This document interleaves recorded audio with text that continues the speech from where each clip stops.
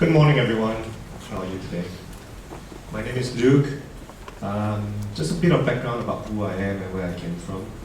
I started my career in Asia Pacific breweries, like beer. Very exciting job, and it really exposes me to all kinds of environment in terms of F&B opportunities. Now, when I was at Tiger Beer, I actually went to hawker centers, coffee shops, and I went to restaurants, hotels, and so on and so forth. Did I want to be a hawker then? I think the answer was no. All right, because when I saw how hard the hawkers work, I went like, that's not for me. All right, but as I mature, all right, and grow older, all right, I realized that why the hawkers continue to do what they're doing must be for a reason. And this reason could be the passion for cooking, or it could be just the passion to share what they love most in life. And that really gave me a lot of respect about what they do. And it also inspired me to a certain extent to reconsider how I think about hawking. In 2005, I left Asia Pacific Breweries and I set up an integrated marketing agency called Spock Solutions. Now, Spock Solutions, what we do is just on branding and marketing and basically events and PR. Just the whole works on integrated marketing communications. And with that kind of exposure, I began to realize that hawkers can be sophisticated too. And I think if you compare what you've seen before, maybe 20 years ago, to what you see now, a lot of hawkers are beginning to implement, I guess, marketing strategies, even in how they present their food and how they communicate to everyone else. In my line of work in Spock Solutions, I also organized the Singapore Food Festival. And because of that, I started really understanding a lot more about F&B, and we decided to set up the Singapore Food and Beverage Alliance to kind of like create an entity that can probably help to galvanize the entire industry to take part in national level F&B activities. So Singapore Food Festival is one.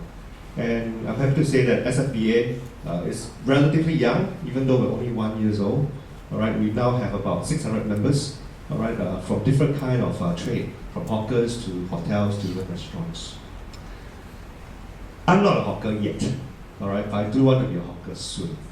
I think there's a lot of opportunities to be a hawker, so I've been trying very hard to understand a little bit more about this trade as well. Now, you can be a hawker, all right, at any point in your life, but as long as you think that you have the passion and you have the idea to do it, I think that's the most important thing. I do own some F&B businesses. I have 5 bars. Have you heard of the 5 izakaya bar? Right, just around the corner. We have one more in Changi City Point, and the third one just opened in Cabbage Terrace. I have one more bar called Park, going to be opening in Holland Village soon. Now, to a certain extent, I feel that hawking is rather similar to owning a bar. All right, the location may be different, the menu may be a little bit different as well, but at the end of the day, the fundamentals are the same.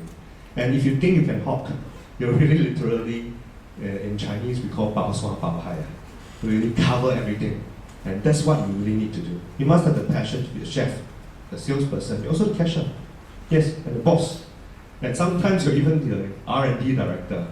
And more often than not, you realize that when as you try to improve your recipes, your guinea pigs are who? Your families and your friends.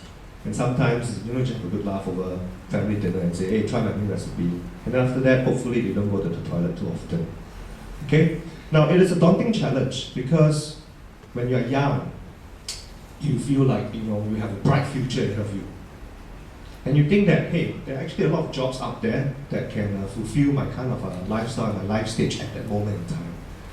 If you really want to go into hawking, you then need to ask yourself, all right, it's very difficult, but why do I want to get into it now? Can I do it later? My advice to you is, you have got nothing to lose, all right? You are young, you are a fresh graduate, all right? You are less risk averse because you do not have your comfort zone yet.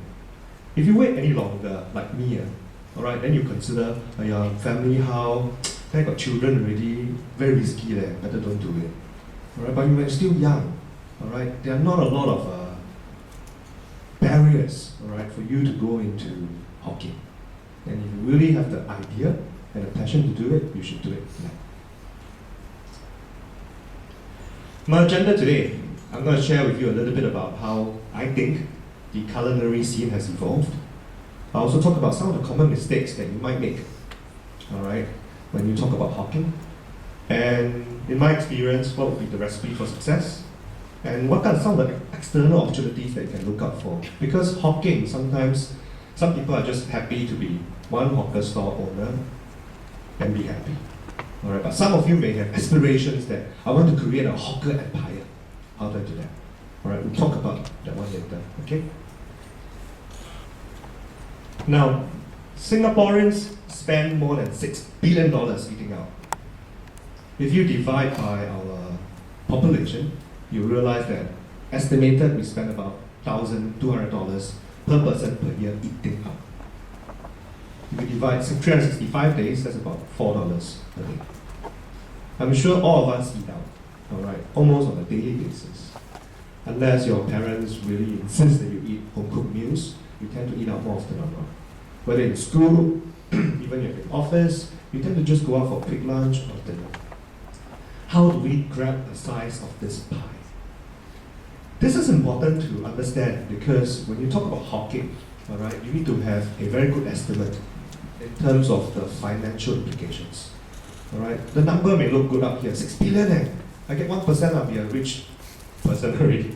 But you know, you really have to be a bit more realistic because when you have a hawker store, all right, you're not going to be able to get 1% of the business because you only one store, one person. How much can you churn out within an hour? So you need to start calculating down to the basics, like how many units can you churn out? All right. Now, when we talk about Hokkien, we all know the history about our hawkers. Our forefathers, all right, came from overseas and they all migrated to Singapore. And with them, all right, came along a lot of different culinary influences from India, from China, and from all the different regions around the world. And these recipes may change, all right, depending on restrictions that they face in Singapore. For example, if they bring along a recipe from their hometown to Singapore, because of ingredients shortages, they may have to substitute, all right, some of the recipes to localize it. That's why if you think about our hawker food, all right, and our local food, there are a lot of differences, all right, even within certain cuisine like chicken rice. You'll see different variations of chicken rice. And if you compare it with the original chicken rice from Hainan, it's totally different. So what's your favorite food? Anyone? If you go to a hawker center, what's your favorite? Satay? And when it comes to satay, what kind of satay? Chicken. Alright, how many of you like mutton satay? How many like pork? Alright, and then there's beef as well, right? Nowadays, there are some very enterprising satay owners that are coming up with new satays. Alright, why must it just be restricted to this kind of for meat? Alright, when you look at restaurants, they don't have what? Kebabs. Actually, for me, kebabs is just satay. Right, if you look at the Japanese, they have the kushiyaki, alright, or torikyu. That to me is also satay, right? Also different. Right, but the difference is the ingredients that they use. Alright, if the satays do not evolve locally, how are the hawkers going to be competing with new entrants, alright, to the marketplace? People will be going to torikyu, alright, buying kebabs if we don't evolve. So there's some satay owners who are now coming up with seafood satays. Alright, if you walk down, I think just around the corner, the satay street, alright, some of them are actually selling fish satay. Alright, the kind of dips that you use are different as well. So our favorites are constantly evolving. Do we have a Singapore national dish? What do you think is our Singapore national dish? Chicken rice. I hear chicken rice. Chili crab. What else? Yusan? Alright, or yusan? Yes, no? Pepper crab? Well, are we proud of our culinary heritage? To a certain extent we are. Alright, sometimes there's this rivalry between Singapore and Malaysia, right? Like who really created yusan? who really created chili crab. And then we start talking about, oh, Singapore did this first, blah, blah, blah. But do we really know our history? No, we don't. All right? We just eat and be contented. And sometimes it's very difficult for us to then have continuity and the kind of pride that comes along with having a national dish. All right? National dish. Surprisingly, some people also say rojak, because maybe they want to be politically correct. And say rojak is representing Singapore's culture, Singapore's identity. But every one of us have a national dish at heart. All right? And I think what we need to do moving forward is also to ensure that our heritage is captured in everything that we sell, in everything that we do. And let this legacy really remain and be able to pass on to our future generation. Old is new, and new is old. If you look at the hawker scene, all right, and even in food courts, you will be able to even guess, all right, what kind of food you'll be able to find. If I tell you, hey guys, I'm opening up a coffee shop, all right, just down the street next month, can you guess what kind of food I'll have inside my coffee shop? Anyone? Prawn noodle, carrot cake, economical rice, nasi padang, prata. Alright, it's all the same. Think for yourself, ask yourself this question. Why is it always the same food? Yes, sometimes people change, alright, their presentation. And instead of putting prawn noodle, they maybe, we call it boxing. You modernize the Singapore dish by adding in some new ingredients. So it may be transformed into lobster noodle. But it's just a slight variation of our old traditional favorites. Alright? But at the end of the day, I tell you what's the answer. Alright? The answer is we're all very comfortable, alright, with what we have. That's why sometimes when you go overseas for an extended period of time, what kind of food do you miss? Do you miss pipota? Do you miss the champagne brunch at a hotel somewhere? Do you miss this big juicy steak from this fancy restaurant? You don't, because deep down inside, all right, comfort food, what we call soul food, all right, is what we grew up with. And to a certain extent, we grew up with all these dishes. So old is new, new is old, and the hawker trade is always revolving around these few staples. Can we see new stuff? What's next? I think we can, to a certain extent, to have to be able to strike a right balance. If you think that your idea is about bringing something totally new, never been seen before, into the hawker trade, you need to be able to answer yourself first. Can your dish be the next soul food? Can your dish be able to replace, all right, the kind of feeling that we get when we eat a pipota, the kind of feeling that we get when we eat in a plate of chicken rice? It's very different. Hainanese chicken rice. I mentioned this before, and I just brought this up as a simple example, all right, to show you the differences. In Hainan, all right, Hainanese chicken rice is usually made using wenchang ji, very bony and skinny, and served with rice thick with oil, so very, very oily, and accompanied by a round green chili dip. But in Singapore, do we do this? No, Singaporeans, through the years, have more or less our taste buds and our demands and expectations have also evolved a little bit. So chicken rice may not be the same chicken rice even 10 to 20 years ago. Our chicken has sometimes become fatter. Alright, but now the trend is what? Kampong chicken, Sakura chicken. Alright, healthier versions of chicken. But the rice, how it's cooked, is still the same. Alright, the kind of chili that we use is more or less the same.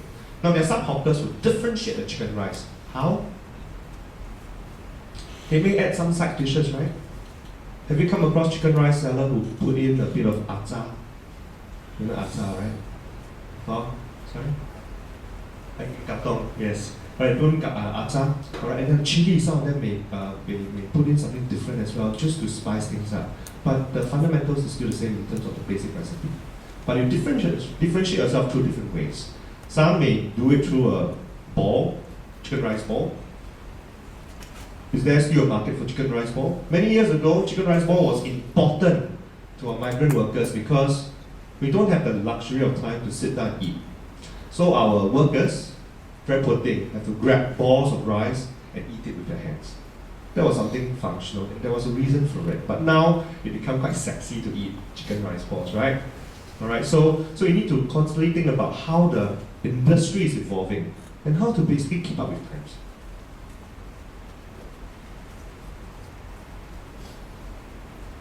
Lofty aspirations is one of the most common mistakes that you can make. Please do not step into the hawker trade by thinking that you want to get rich. Yes, you can get rich, but not immediately. Yes, you may be able to have a chain of stalls, but not immediately. When you have aspirations, it is good, but when it's lofty and out of reach, that will be your stumbling block to success. What you need to do is to break up, all right, your target into milestones. All right. The first milestone is the one successful store. Then you tell yourself, if I achieve X amount of revenue, all right, I will then expand and maybe get my sister to register another hawker store. All right, and then you can become a family business. All right, and you have become a family enterprise. Lack of preparation. I know you're young, and sometimes you just want to jump straight into it, thinking that I learn along the way. Anyway, I'm quite smart. I can do OJT, on the job training. Little do you realize that if you don't get the basics right, you just fail. Lack of patience. A lot of young people, including myself last time, we weren't very patient. We expect miracles to happen overnight. And my first day of operations, for example, I'll expect long queue. Maybe I'll even pay some of my friends to queue up. Right? Because Singaporeans, now they see a queue, they're like, oh, I'm very successful. But if the business doesn't pick up 1 week later, 2 weeks later, 1 month later, you become demoralized. Please don't. All right, because it takes time, all right, for you to basically bear fruits with your hard work. Okay, you may take 3 months, 6 months down the road, but give yourself a longer lead time to see success.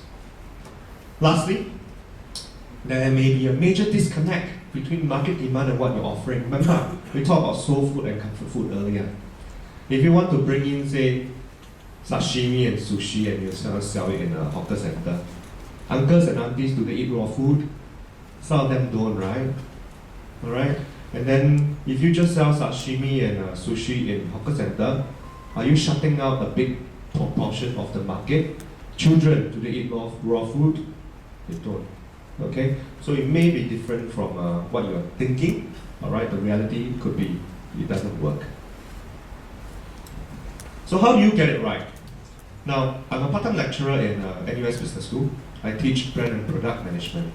So for me, coming out with new brands is everything that I talk about in class.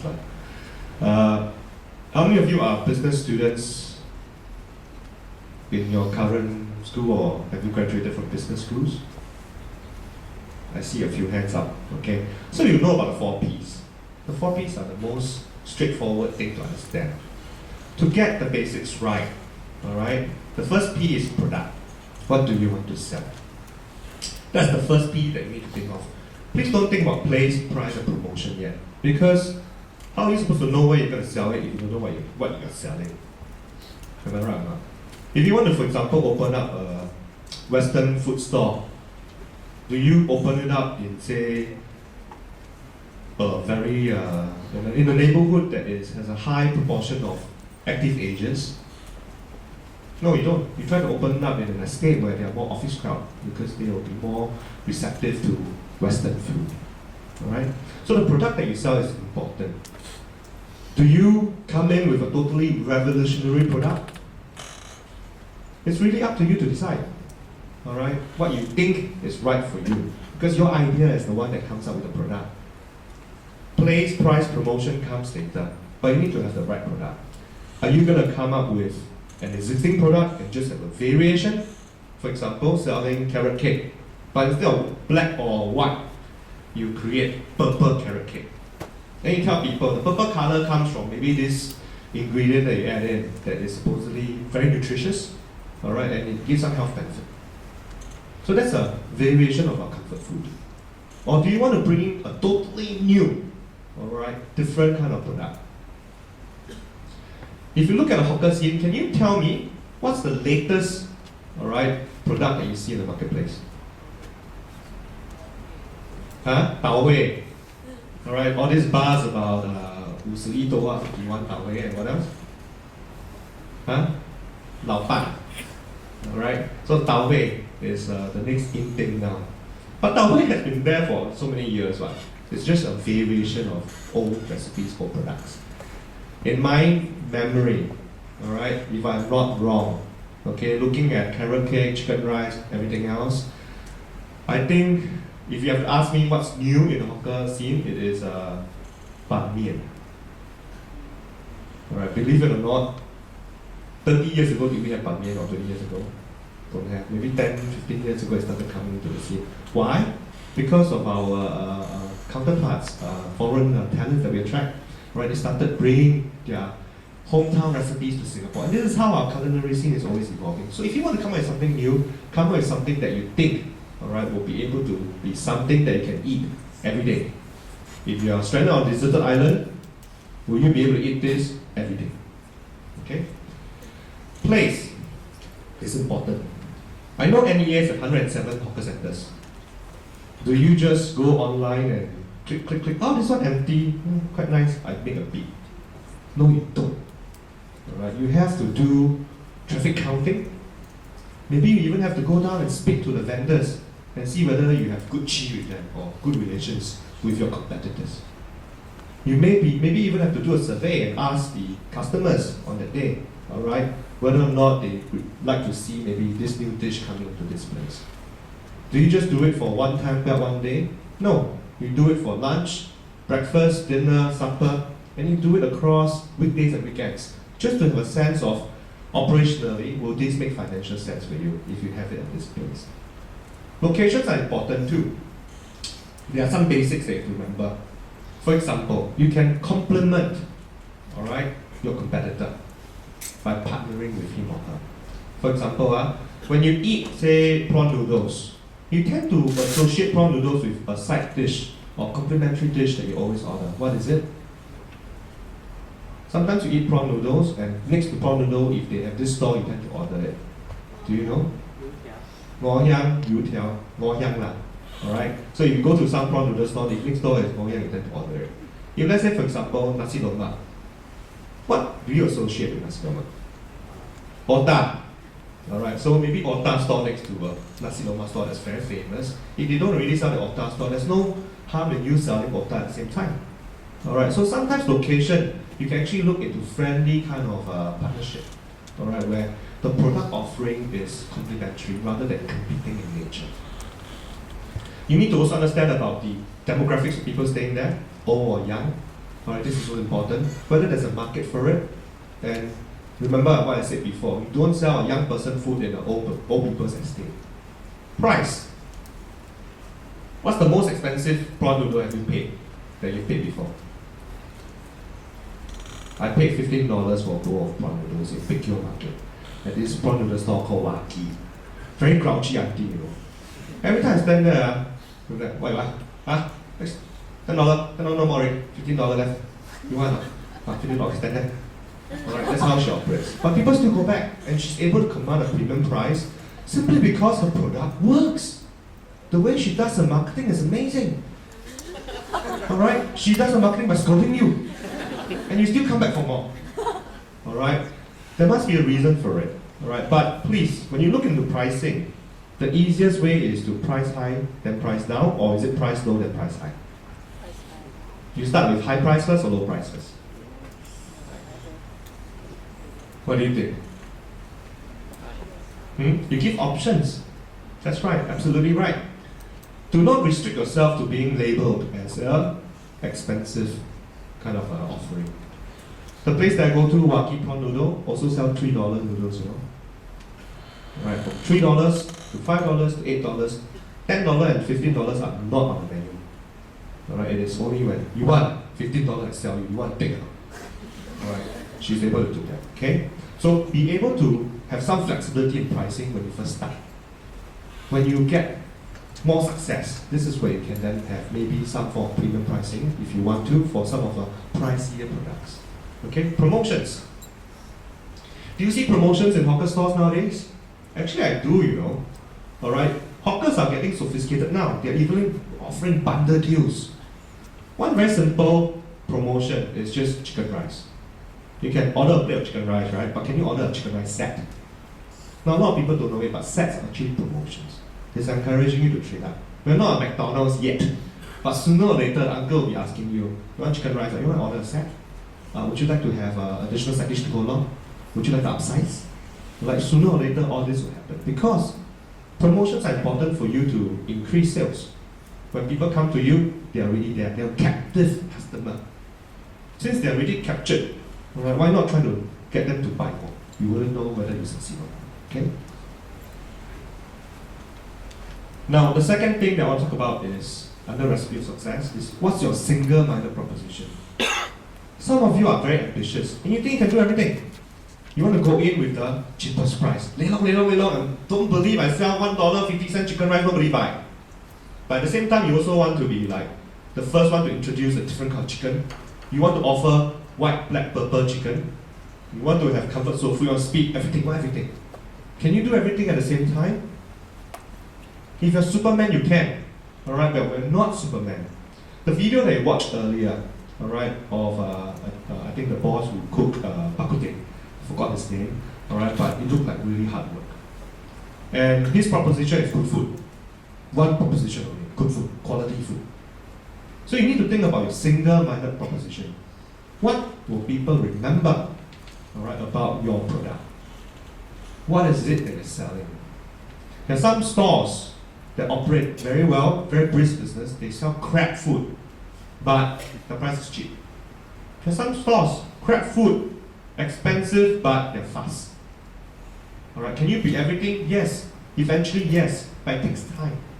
So when you first start out, just have one single-minded proposition first, and then you build on it. Relevant communication. I've always told my students that everything sells, everything communicates. Everything is a silent salesperson for you. Take the picture on the right, for example. It's just a guy cooking something. Can you improve on it in terms of presentation? It is as simple as getting the hawker assistant to maybe put on a straw hat. Totally change the perception. Don't you think so? Maybe instead of using a very modern fan, use a straw fan. Get that authenticity. Alright, back in the thing. The grill, maybe you can see some charcoal. Alright, so it's all about showmanship. It's all about presentation. It's all about communicating your offering. That, hey, my satay is more authentic than others. Because what? Is the food really authentic? Maybe it is, but I have a straw hat. I use straw fan. Alright, I use charcoal instead of the electric grills that some people use nowadays. Communication. Now, if you look at the storefront of some stores, you realize what? A lot of uncles and aunties, sometimes they also very sophisticated now. Only because I think of MediaCorp. They're the ones who started this whole trend. What do? They come with food programs, right? And then they give them this certificate, and then uncle auntie don't know where to put. I put in my store. They put there, they didn't realize that it actually attract crowd. Hey, how come more and more people come to my store? Oh, I put this on, everyone come. Alright? It's about branding. Okay, so when you're a new startup, do you have any write-ups? You won't have. So you need to pitch for what? PR. Alright, get food writers, food bloggers to come. It may be a food blogger that nobody knows. But as long as you print this person's blog page up with his or her permission, of course, alright, people will think, wow, got review. Okay, I queue up. Sometimes Singaporeans are like that because when you go to a hawker center, do you actually know what you want to eat yet? You just shop around, right, like your window shopping, and you go like, hey, this one looks good, I try. That's the reality of the business. Relevant communication is very important. This is my last slide. It is on big picture perspective. Once you're successful and you're patient enough to build up your business, it could become an empire. How do you do this? NEA just dashed all our hopes earlier. Said one person, cannot more than two, only one store. Can you get around it? I don't know. if you have a very big family and people that you trust, maybe your mama can take up one store, your daddy can take up one store, your koko can take one store. Can or not? Personally operating, great! Maybe use their name to license it and then you hire hawker assistants to run it. But they must be there to operate it still. Okay, so maybe franchising, alright, could also work if you don't want it to be within your family control. So if someone wants to set up, say, XX brand char kway teow, you tell them, no, don't do that. I already have a reputation with my YY brand. Why you go XX for what? For X amount of dollars every month that you pay me for royalties or percentage GP or cross turnover, we do some profit sharing or something like that, you're able to use my brand. And for that, I give you know-how. I teach you how to cook it, I teach you what's the best way to buy the ingredients. Maybe we do group purchasing of ingredients to reduce our costs. Right, so it has benefits for you as well. Now I see a lot of hawkers who started out as hawkers, but eventually they step up to become restaurant owners. Loyki Chicken Rice is one of them. Right now, Loyki, do you still see them in hawker stalls and coffee shop? No, they have restaurants now. Puntongki, another one. Okay, so you see Ashton's, is the latest one, right? Ashton's, Potat Jones. All these are examples of good success stories that have now evolved and become even restaurants. And this is how you step up and how you grow. Now, big picture perspective is also about having the foresight to plan for expansion. Because if you want to be successful in this trade, you need to don't think about 3 years ago. You need to think about 10, 15 years down the road. What do you want to do? Because what you're doing now is contributing to that. It's just like having a GPS. You need to paint a very vivid description on where you want to end up. What's your destination? Then you plan the route, how to get there. Because if you don't have where you want to go in mind, how do you know that the route that you're taking is correct? Okay, milestones. Milestones is also very important. Alright? And with that, I end my presentation and my slides. I hope what I've shared with you today is something useful for you. That's my email address.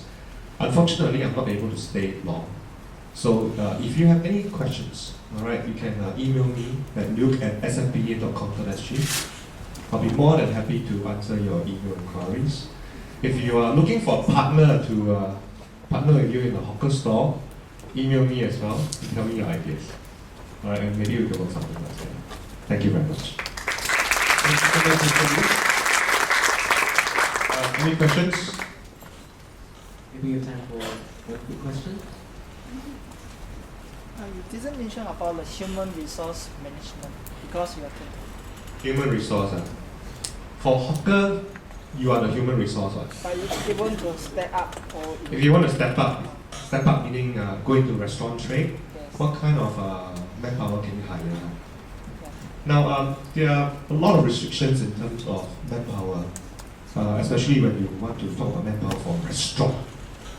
In a restaurant, you don't just have the floor staff, you also have the back-end kitchen staff, right? You have the management level. Sometimes you just want to cut costs and you think hiring foreign talents is the way to go because they're cheapest. But that's not always true, all right? And I think you don't need government quotas to tell you that, all right? Because at the end of the day, when you want to do restaurant, you're building relationships with your customers. The restaurant trade is very personalized, all right? So if you want to think about manpower, start thinking about family first, all right? Get them involved. After that, then you try to hire locals. Locals who also have aspirations for this job. So it's very hard to find these people, but they are there somewhere. Once they're in, you know that they'll stay with you for the long time. These are the talents that you need to retain.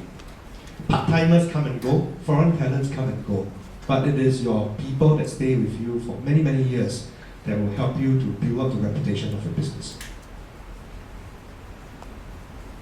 All right. Thank you so much, Mr. Liu. A round of applause once again. Thank you.